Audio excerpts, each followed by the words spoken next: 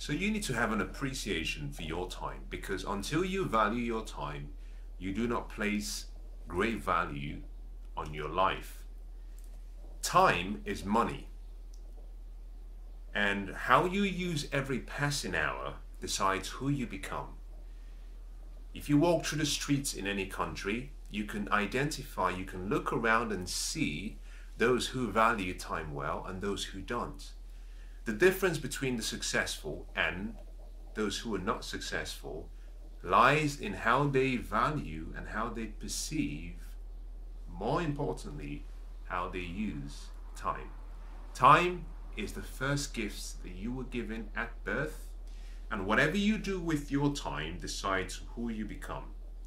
If you invest your time in developing your skills and talents, then your skills and your talents and your gifts will make room for you and will present you before great people, where you can demonstrate the level of value you can create for other people, the problems you can solve. In the same way, if you choose not to develop your skills and talents because you refuse to invest your time, then your gifts remain dormant and will never be used. Your life is a picture of how you've invested your time. If you want to change your life and reach your highest potential, become more time conscious, become more of a student of the art of time leverage, and start seeing yourself and start using your time not based on who you are now, but based on who you want to become. You have to live into that picture of who you can become. Focus is the next reason why people fail. Focus is so important. It's so important that if all you did with your life was improve your focus, you can literally redirect the course of your life. It's difficult to change your destination immediately, but through focus, you can start changing your direction and setting your sail in such a way that the ship of your life travels in the direction of the destination you want to get to. Now, why is focus important? Focus is so important because whatever you focus on, you attract into your life. Whatever you focus on, you feel. Your focus controls how you think controls how you feel controls the actions you take. The actions you take will always control the habits that you form. If repeated continuously, your habits will decide the attitude you have, the character you develop, and ultimately decide your destiny. To change your destiny, change your focus. Focus is so important that in a Super Bowl game, most companies will pay as much as $5 million for a half a minute commercial, 30-second commercial. They pay $5 million. Why? Because they understand the power of controlling people's behavior. They recognize that if they can control your focus through your eyes, what you see, what you hear, for something as little as 30 seconds, they can control what gets lodged in your subconscious mind. And whatever goes into your subconscious mind is registered. And once it's registered, it controls your behavior. The money they pay is to control your behavior. Because if they can control your behavior, they can control your life. Focus is important. Every successful person succeeds because of focus. Focus was one of the most important qualities that Steve Jobs had. You know, he would walk around the office and go to his chief design officer. I believe his name was IV or Ivan. And he would go up to him and say, "How many times have you said no today?" Steve Jobs was so obsessed about focus that he made a statement. He said, a lot of people think focus is about saying yes to an idea. He said, no. Focus means saying no to so many great ideas and staying persistently focused on the one idea that leads you towards your vision. Focus has more to do with saying no than it has to do with saying yes. So ask yourself the question, every day in your life, how many times are you saying no? Or are you so emotionally involved with every decision you make that you have to say yes? Your ability to say no more often than you say yes will decide your level of success. If you continuously keep saying yes, it means that you're continuously letting go of your dreams and your goals and your true vision to satisfy the needs and the desires of the immediate present moment. Those who succeed understand the value of focus. There's a story that goes that Bill Gates and Warren Buffett were in a dinner party with guests, and Bill Gates' mother asked a question to the guests, but she directs the question in such a way that because her son, Mr. Gates, and Warren Buffett are very close, they respond. Her question was, what would you identify as being your number one reason or quality for your success? And this was a question directed to everyone.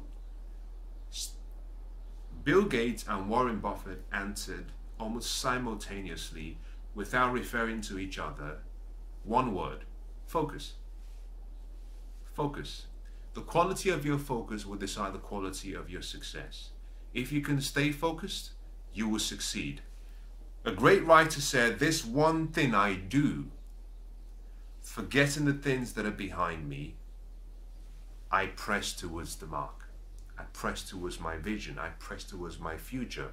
You have to become obsessed with focus until you get to the point where you can say no and let go of all distractions. You will not be successful.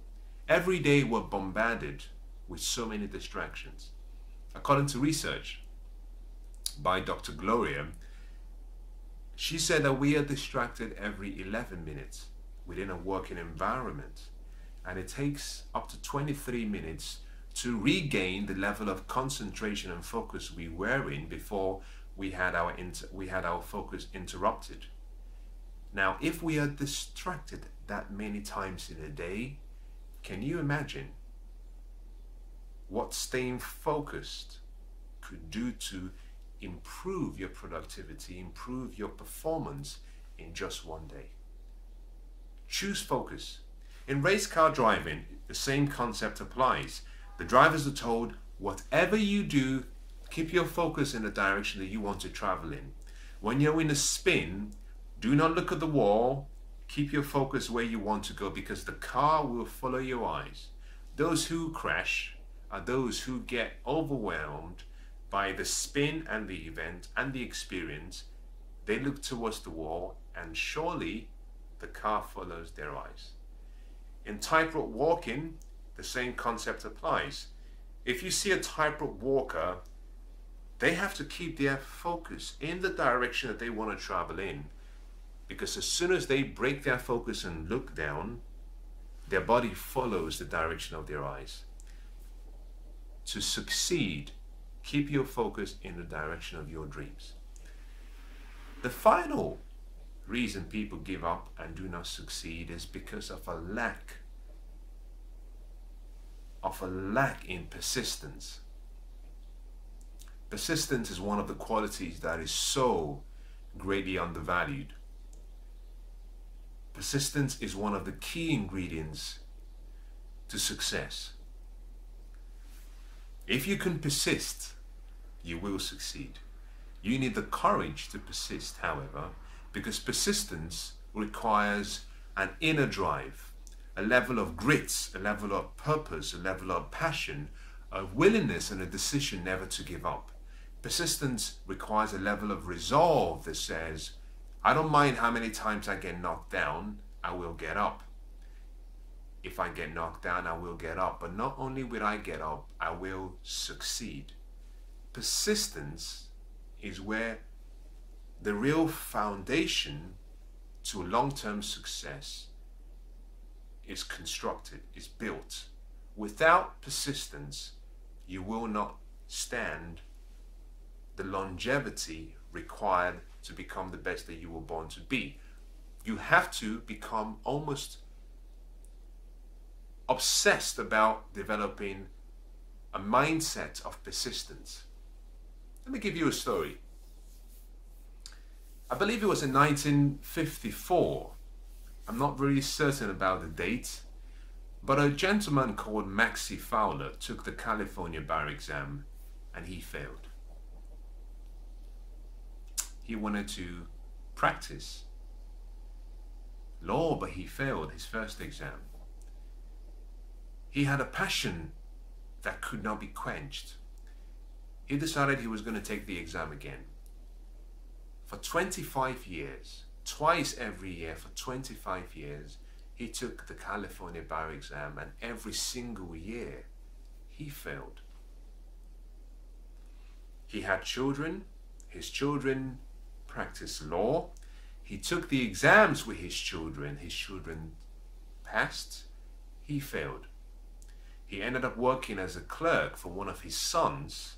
And if you were within the same time frame, if you were around the same California Bay Area, taking the same exam, you knew Maxie Fowler because he had been in the same examination room for 25 years, twice every year. Everyone who was taking the bar exams knew Maxie Fowler. But this didn't deter his drive. He wasn't depressed. He wasn't distracted by his failures. He knew one thing, that he had to succeed. You see, he had a focus that could not be put in words. And he had a really strong mental resilience, that he had an ability to reframe the events. He didn't see it as failure. He all saw every single failure as feedback. He took the feedback, he went back to the drawing board, and he tried to improve his craft. And after the 48th attempt, Maxie Fowler succeeded and passed the California bar exam. And the question is, what does it take for one person to hold on to a dream, hold on to a vision, hold on to a goal, hold on to hope with such a tight grip, to the point where the heavens look down and say, we have to give him what he wants because he would never give up. We have to move on to someone else. He is stubborn. She is stubborn. She believes in this dream too much. She would never give up. The heavens look down and say, we have never seen someone like this before. What will it take for you to look into yourself and say, my dream is much bigger than anyone. My dream is even much bigger than who I am. My dream requires that I stay focused. My dream requires that I sacrifice everything I have. What will it take for you to persist and hold on to that dream? Because until you have an obsession about your focus, and until you have an obsession about your dreams, and until you have an obsession about who you can become, it's impossible to persist that long. How long will it take for you to hold on to that dream? Thomas Edison failed more than 1,000 times. He had tried and he had tried and he had tried and he had tried, and he kept failing. And on one occasion, the reporter said to him, when are you going to give up? You failed. Why don't you give up? And he said, no, I haven't failed. I've discovered 1,000 ways in which it does not work, and it will not work. And all I need is one way, just one way, to make it work. He reframed it. Michael Jordan said, and I paraphrase, he said, 300 times I have been, I think he said 300 times I've been given, I've been asked to take a game-winning shot, and I missed.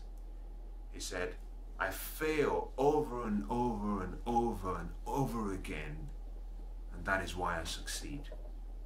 How long is it going to take for you to hold on to your dream? What will it take for you to hold on to your dream? We have Sir Dyson, who tried more than 15,000 times to create the backless vacuum cleaner. The vacuum cleaner that you see, more than 15,000 prototypes made, failed. All of them failed, but he held on to his dream, and today we celebrate him as one of the knights in England, one of the knights of the Kingdom of Great Britain, but also one of the billionaires who has, through his invention, changed so many lives and given people hope. Why? He had persistence. He held on to that dream. What would it take for you to hold on to your dream that long? What will it take? And let me say something to you. Age has nothing to do with it. At the age of 64, Colonel Sanders received his paycheck. He received a social security check for about $99, and he was upset. He was disappointed. He said, I can't live my life like this. At a point when everyone had retired, he decided he was going to kick into second gear. He had a dream, and he went around with a recipe that he had for chickens, and for every restaurant he went to, he said, I have a great recipe. I will give you my recipe for free, but I want something in exchange. I want you to give me a profit of what you make. And he went to 1,009 restaurants, and each of them said no. But every time he heard no, he saw it as a question. He didn't see it as a statement. So he went back to the drawing board. He changed his ask, he changed his strategy, he went back again 1,009 times at the age of 64. Eventually, he got his first yes. And today we celebrate him because in every corner you look around, there is a Kentucky Fried Chicken restaurant. One man's dream, one man's refusal to back down, one man's decision to persist despite all odds. What will it take for you to achieve your dreams and goals? I've talked about a number of things today. I hope it's been useful. I genuinely believe that it's not all about finding the right ingredients to make the right dish. Sometimes you have to be careful about removing the wrong ingredients. If your life is not what you want it to be, I want you to take this and I want you to listen to this repetitiously every week, because spaced repetition is the mother of all skills. It's how we learn, it's how we change our beliefs, it's how we remember things. If your life is not what you believe it should be, if you think you have more to give, I want you to go back and look through all of them, all of the comments I've made, all of the principles I've outlined, and ask yourself, which of them am I not doing? Now, I'm going to summarize it again, just so that you have it in your memory as we conclude. I started it by saying the first thing you have to do is identify and define what success means to you, and quit running a race decided by someone else. Once you've decided what success means, decide and allow yourself, give yourself the permission to dream. Allow yourself to dream. Create a vision of who you want to be and what you want to do. Now, once you've done that, you need purpose. You need a burning desire. You need to develop and stir up the passion that is already in you. Passion is not something you go looking for. It's in you. You simply have to ignite that passion that lies sometimes dormant within you. Next, you need a great level of self-esteem. You need to start fashioning and forming who you are. Next, give yourself the permission to pursue wisdom, because without wisdom, the great Bible says, my people perish. My people perish for lack of knowledge. You need wisdom. Pursue wisdom. Once you've started to apply these 5 principles, now you're ready to allow yourself to start seeing your vision take form and take shape. And the more you do it, now you're ready for what I call the next stage, which is you have a dream, you have purpose, you have your true self-identity and self-belief, you've given yourself the permission to live, you understand what success would look like, you're ready to set your goals. Decide what you want. Once you've set your goals, create a plan of how you can achieve the goals, create a strategy of how you can achieve the goals, develop the discipline needed, combine that discipline with sacrifice to fashion for yourself with patience a cocktail of success. And once you've done that and you have this beautiful cocktail, now you need focus. Because if you focus, you cannot fail. With focus, you must put a topping on this beautiful cake that you've created of persistence. If you can persist long enough, you will succeed. And I wish you the best of luck in whatever dreams you have.